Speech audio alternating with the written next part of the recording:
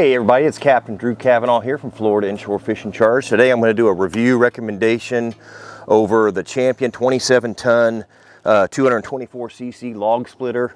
I've had this log splitter for a little bit now. Living in Florida, we don't use like fireplaces or anything, but we do, like myself, I like to cook on the outside fire pit, just have a fire going.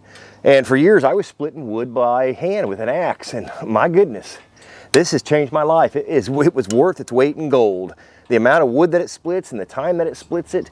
I think 16-inch diameter, 100-pound logs. You know, I'm using average logs. This is maple. We've got a piece of oak over there.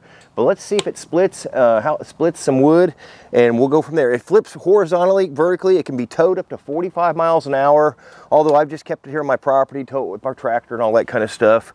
But let's see how it goes. Make sure when you're doing this, you're wearing your safety gloves.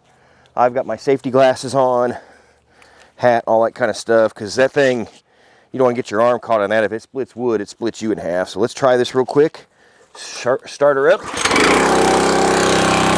Start with this maple first.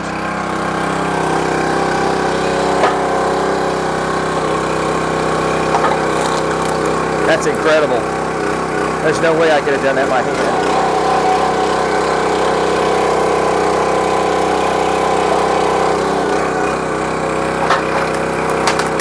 That's so nice.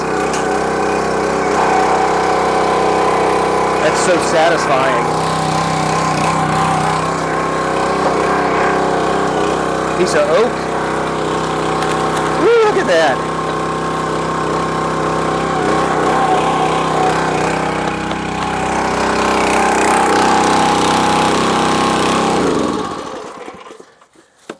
There you have it, friends. The Champion 27-ton log splitter.